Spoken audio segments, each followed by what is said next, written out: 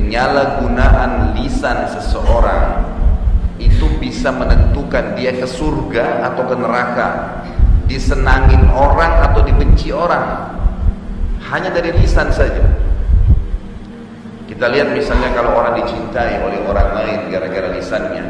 Kalau ada orang secara fisik kurang fisiknya, mungkin ada sesuatu yang memang fisiknya itu bagi masyarakat atau bagi umumnya manusia dianggap punya kekurangan. Mohon maaf, mungkin kecil, mungkin ada cacat di kulitnya, mungkin. Tetapi kalau lisannya lembut, baik, santun, tetap aja kita nyaman bergaul dengan dia. Kalau ada orang sempurna fisiknya, gagah, cantik, kaya, pejabat, tapi lisannya tajam, setiap ketemu mencaci maki, setiap ketemu merendahkan, setiap ketemu kasar, orang bakal tidak nyaman berteman dengan dia. Sabda Nabi SAW yang mulia dalam hadis Bukhari tentang pentingnya masalah lisan ini, jangan sampai disalahgunakan. Beliau berkata kepada sahabat Nabi yang lain, sahabat beliau Mu'adz bin Jabal radhiyallahu anhu, wahai Mu'adz, ketahuilah, saya wasiatkan kepadamu, segala sesuatu yang bisa menyelamatkan kamu di dunia dan di akhirat adalah Islam. Masuk Islamlah, amalkan Islam itu. Itu kunci keselamatan seseorang. Allah katakan dalam Al-Quran, wala tamutunna illa wa antum muslimun. Jangan meninggal dunia kecuali dalam keadaan Islam. Lalu kata Nabi SAW, dan puncaknya Islam itu adalah berjihad di jalan Allah. Lalu kata Nabi SAW, wahai Mu'adz, apapun perbuatan yang kamu lakukan yang bisa mendatangkan ridha Allah, lakukanlah.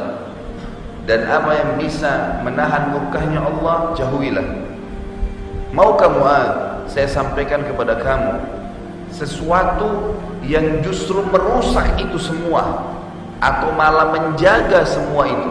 Islammu bisa baik, kamu siap berjihad, kamu juga akan selalu dalam naungan dan ridha Allah, kamu juga akan jauh dari murkahnya Allah. Kata Mu'adz, tentu ya Rasulullah.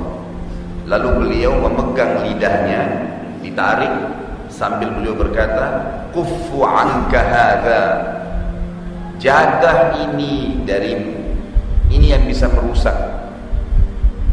Di dalam hadis yang lain riwayat Bukhari, seorang sahabat berkata, ya Rasulullah, Islam ini sudah banyak sekali ajarannya, coba ajarkan saya kesimpulannya Islam itu, supaya saya langsung faham apa itu Islam. Jadi saya mudah untuk mengamalkan. Ada satu kunci, pintunya apa sih, supaya saya bisa langsung, oh iya ini maksudnya Islam, nanti saya gampang amalkan. Kata Nabi SAW, qur rabbi Allah thumma istaqim. Ikrarkan dengan fikiranmu, dengan lisanmu, yakini dengan hatimu, Tuhanku hanya Allah. Enggak ada yang menciptakan langit, bumi, udara, air, batu, tumbuh-tumbuhan, pergantian siang malam, turunnya hujan, apapun yang di langit dan di bumi, di kedalaman lautan, yang kelihatan dengan tidak kelihatan oleh panca indera manusia, yang ciptain, yang urus, yang ngawasi, yang musnahkan Allah. Ikrarkan itu dengan lisanmu, ikrarkan di fikiranmu, yakini dalam hatimu, kemudian istiqomalah. Apa yang Allah perintahkan, kerjakan. Apa yang Allah larang, jauhi. Istiqomah di situ. Apa yang dihalalkan, nikmatin. Apa yang diharamkan, jauhi. Itu kata kuncinya. Itu kesimpulan Islam itu. Kenal Tuhan Allah, patuhi perintahnya, selesai. Sampai kamu mati. Lalu sahabat ini cerdas, dia bertanya, ya Rasulullah, saya sudah tahu sekarang pintunya. Kira-kira apa yang bisa menutup pintu itu? Saya jadi susah untuk memahami Islam, susah untuk saya amalkan, susah untuk saya yakini kalau Allah itu ada.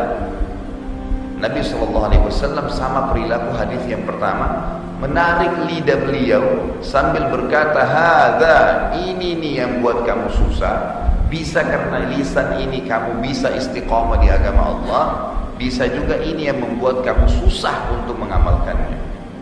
Salah satu dari dua nih.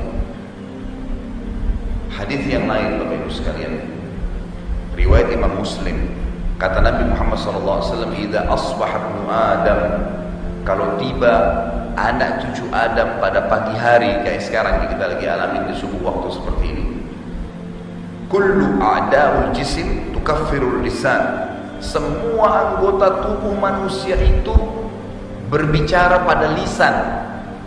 Mata kita, telinga kita, tangan kita, kemaluan kita, kaki kita, semuanya berbicara pada lisan kita.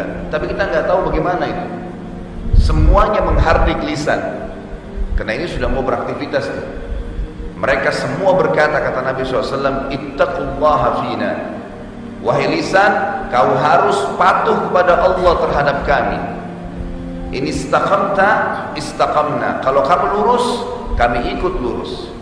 Wa in i'wajajta, i'wajajna. Kalau kamu menyimpang, bengkok, kami pun ikut-ikutan. Sabda yang lain kata Nabi SAW, zina itu dimulai dengan lisan dan dibenarkan oleh kemaluan. Bagaimana orang kalau mau berzina? Ngobrol, mulai ketik SMS, mulai WhatsApp, mulai BBM, mulai telepon, lisan, nanti dibenarkan oleh kemaluan. Beranjak daripada lidah seseorang. Ini hal mendasar yang harus benar-benar kita ketahui. Nabi Muhammad SAW di hadis yang selanjutnya juga riwayat Bukhari Muslim mengatakan, "Man kana yu'minu billahi wal yawmil akhir falyaqul khairan aw liyasmut." Siapa yang mengaku beriman kepada Allah dan hari akhir, betul-betul tahu Tuhannya Allah, dia yakin la ilaha illallah, enggak ada yang ciptakan apapun yang di langit dan di bumi kecuali Allah, gitu ya. Dia mengaku tentang itu dan dia tahu juga beriman tentang adanya akhirat, amalnya akan dihisab hari kiamat dan dia akan ke surga atau ke neraka, tapi dia ingin masuk surga dan selamat dari neraka, maka sebaiknya dia hanya mengucapkan dari lisannya yang baik, atau dia diam. Orang beriman tidak kenal kata-kata bohong, tidak kenal namanya manipulasi. Tidak ada yang tertutup samar-samar bagi seorang mukmin yang diucapkan dengan lisannya kebenaran. Semua yang keluar emas, semua yang keluar harapan dia dicatat oleh malaikat Raqib untuk menjadi tambahan amal dan memberatkan timbangan amal solehnya di hari kiamat dan membawa masuk ke dalam surga.